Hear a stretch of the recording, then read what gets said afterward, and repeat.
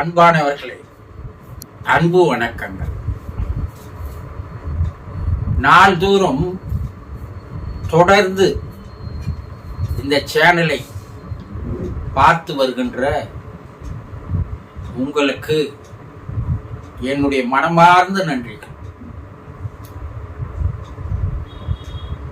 மனிதன் இறப்புக்கு பின்பு எப்படிப்பட்ட வாழ்க்கை இருக்கிறது, மேலுலக வாழ்க்கையினுடைய நிலைகள் என்ன, ஆன்மா, ஆத்மா, ஆவி, ஜீவன், உயிர் என்பது என்ன, மறுபிறப்பு நிலைகள் எப்படி அமையும், இதையெல்லாம் தெரிந்து கொள்வதற்கு பெயர்தான் ஆத்ம ஞானம் என்று கூறுவார்கள். இதையெல்லாம் தெரிந்து கொண்டால் இப்போது நீங்கள் வாழ்ந்து வருகின்ற வாழ்க்கை இருக்கிறதே, அது வேறு மாதிரியான வாழ்க்கைக்கு உங்களை மாற்றிவிடும். ஒரு நல்ல தூய்மையான தெய்வீகமான ஆன்மீக வாழ்க்கையாக நீங்கள் வாழ துவங்கி விடுவீர்கள். இறப்பிற்கு பின்னால் உங்களுக்கு நல்லதொரு நிலை மேல் உலகிலே கிடைக்கும். மறு ஒரு பிறப்பு நல்ல உயர்ந்த நிலையில் கிடைக்கும். அப்படிப்பட்ட சூழ்நிலைகளை நீங்கள் அமைத்துக் கொள்ள வேண்டும் என்றால் இந்த சேனலை தொடர்ந்து பார்த்து வாருங்கள். ஆத்ம ஞானம் பெறுங்கள், ஆத்ம ஞானியாக மாறுங்கள். இன்று நாம் பார்க்க போவது என்னவென்றால், நமக்கு தெரிந்த உறவினர்களோ அல்லது நண்பர்களோ யாரோ ஒருவர் இறந்து போயிருக்கின்றார், செய்தி வருகிறது. அந்த இறப்பிற்கு நாம் போக வேண்டும். அந்த இறப்பிற்கு நாம் போய் வந்தவுடன் நம்முடைய உடல் அசதியாக, ஏதோ ஒரு பலவீனமாக, ஒரு சோம்பலாக, உடலிலே ஏதோ சில மாற்றங்கள் ஏற்பட்டு இருக்கிறது. உங்களில் ஒரு சிலருக்கு காய்ச்சல் கூட வந்திருக்கலாம். இந்த நிலை ஒரு வாரத்திற்கு உங்களுக்கு நீடிக்க செய்கிறது. ஏன் இந்த நிலை வந்தது, எதற்காக இந்த மாற்றம் ஏற்பட்டது, ஏன் நம்முடைய உடல் பாதிக்கப்பட்டது என்பது உங்களுக்கு புரிவதே இல்லை. இதில் பல்வேறு விஷயங்கள் அடங்கி இருக்கிறது. நாம் ஒரு இறப்புக்கு செல்கிறோம். அந்த இறந்து போனவருடைய சடலமானது, உடலானது வைக்கப்பட்டிருக்கிறது. அவருக்கு ஒரு மாலையை நாம் போய் மேலே போட்டுவிட்டு தள்ளி நிற்கிறோம். ஒரு 5 நிமிடங்கள் கூட நீங்க அங்கே நின்று இருந்தால் அந்த இறந்து போனவருடைய உடல் இருக்கிறதே, அதற்கு ஒரு ஆற்றல் இருக்கிறது. அது என்ன செய்கிறது என்றால், தன்னை சுற்றி இருக்கின்றவர்களுடைய உடலிலே இருக்கின்ற ஜீவ சக்தியை தனக்குள் ஈர்த்துக் கொள்கிறது. அது எவ்வளவு பேர் வந்தாலும், எவ்வளவு பேர் அதன் அருகில் நின்றிருந்தாலும் கூட, அவ்வளவு பேரிடம் இருக்கின்ற அந்த ஜீவ சக்தியை அது தனக்குள் ஈர்த்துக் கொள்கின்ற, கிரகித்துக் கொள்ளுகின்ற ஒரு ஆற்றல் அந்த சவத்துக்கு, அந்த உடலுக்கு இருக்கிறது. அப்படி ஈர்த்து கொள்ளும் போது நம்முடைய உடலில் இருந்து போகின்ற அந்த ஜீவ சக்தியானது நம்முடைய உடலிலே குறைய ஆரம்பிக்கிறது. அப்படி குறைந்து போன அந்த ஜீவசக்தி நம்மை பலவீனமாக்குறது, நம்மை ஒரு சோம்பல்தனத்திற்கு எடுத்து வருகிறது,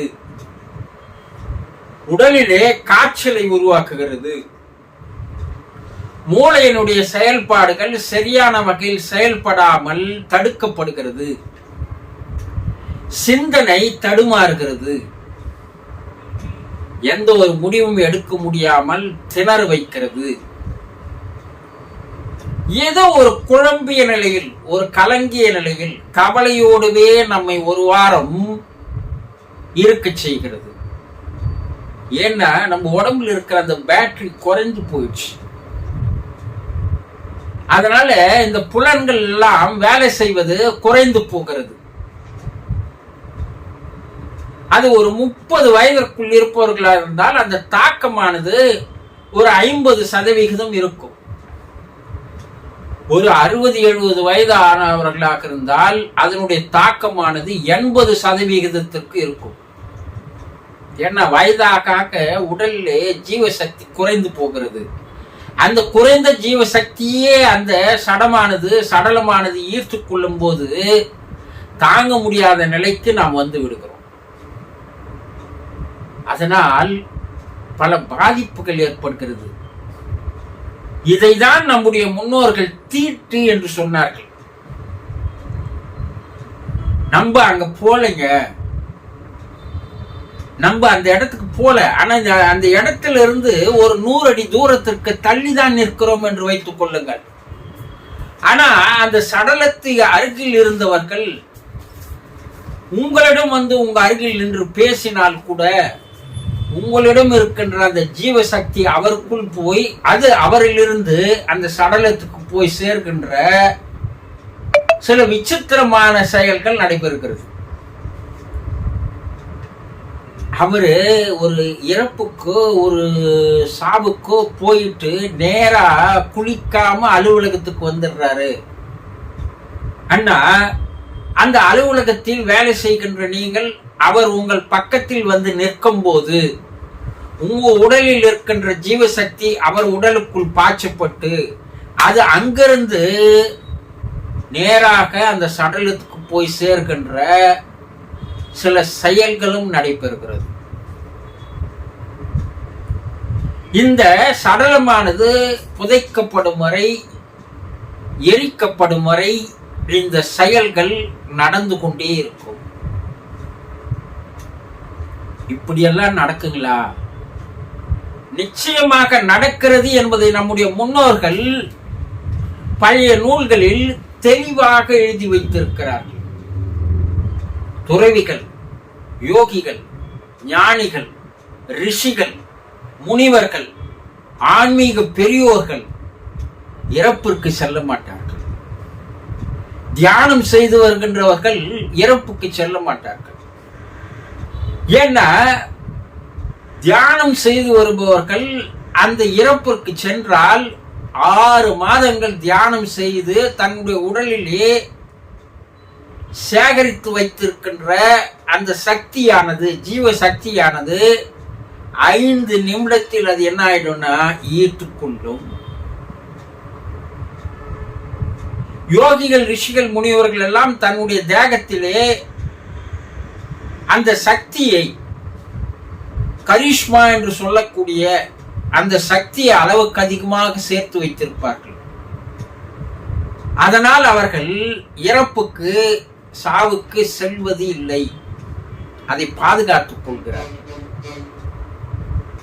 அந்த இறப்புக்கு சென்று வருகிறவர்கள் கிராமப்புறங்களில் ஒரு 50 வருடங்கள் 100 வருடங்களுக்கு முன்னால் வச்சுக்கோ, 50 வருடங்களுக்கு முன்னால் கிராமப்புறங்களில் இறப்புக்கு சென்றால் அந்த சடலத்தோடு சென்று மயான காட்டு வரை சென்று அந்த ஈமச் சடங்குகள் எல்லாம் செய்து புதைத்தோ எரித்த பின்பு அதில் கலந்து கொண்டவர்கள் நேரடியாக ஒரு குளத்திற்கோ ஒரு ஆற்றிற்கோ அல்லது கிணற்றிலோ போய் அந்த உடையோடு அப்படியே மூழ்கி குளித்து விட்டு எழுந்துதான் வீட்டுக்கு வருவார்கள். ஏனென்றால் அதனுடைய சக்தியானது ஈர்க்கப்படுகிறது, அதனுடைய சக்தியானது மாற்றப்படுகிறது. அதே நிலையில் அவர்கள் வீட்டிற்குள் வந்தால் வீட்டில் பலவிதமான பிரச்சனைகள் ஏற்படுகிறது என்பதை நம்முடைய முன்னோர்கள் கண்டுபிடித்ததின் காரணமாக அங்கேயே குளிச்சிடுங்க, தலை முழுவிடுங்க, போட்டு இருக்கிற துணியை ஈரப்படுத்திடுங்க, எல்லாம் பண்ணிட்டு வந்தாங்கன்னா அவர்கள் வீட்டிற்கு உள்ளே வரும்போது கால் பாதங்களை தூய்மையாக கழுவிக்கொண்டு அந்த துணியை அப்படியே போய் எடுத்து போய் பின்பக்கம் போட்டுவிட்டு புது துணியை உடுத்துவார்கள். இதில் பல ஆன்மீக ரகசியங்கள் இருக்கிறது.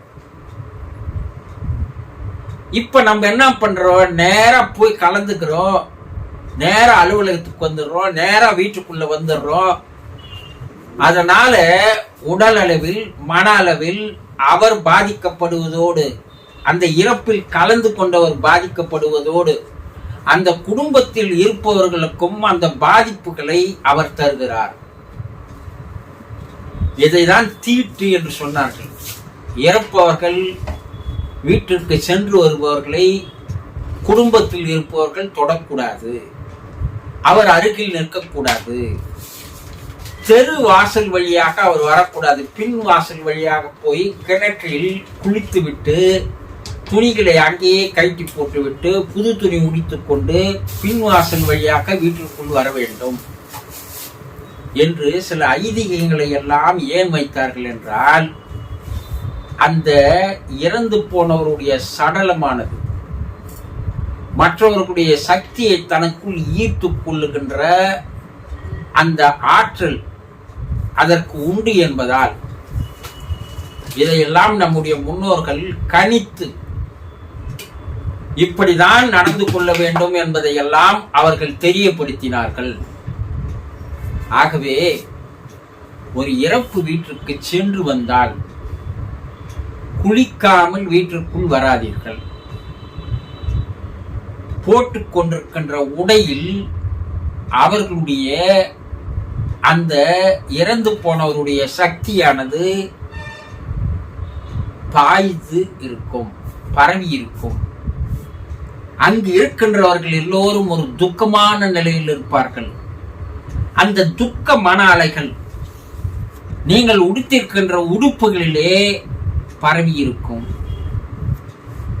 அந்த துக்கமான மனநிலையானது உங்கள் குடும்பத்தில் இருப்பவர்களுக்கும் பாதிக்க செய்யும்.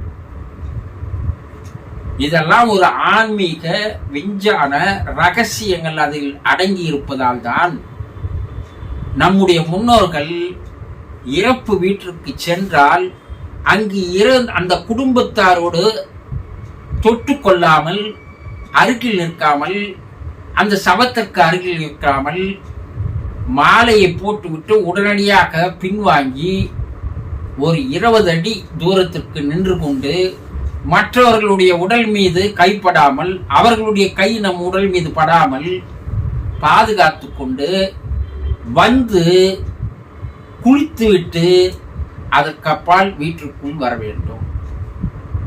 இதில் உடல் பாதிப்புகள் இருக்கிறது, மன பாதிப்புகள் இருக்கிறது, குடும்பத்தில் பிரச்சனைகள் ஏற்பட வாய்ப்புகள் இருக்கிறது. இதையெல்லாம் தெரிந்து கொண்டதினால்தான் முன்னோர்கள் இதை தீட்டு என்று ஒரு முறையை வைத்து எப்படியெல்லாம் நடந்து கொள்ள வேண்டும் என்ற சில நடவடிக்கைகளை, செயல்களை தெளிவாக கூறி சென்றிருக்கிறார்கள்.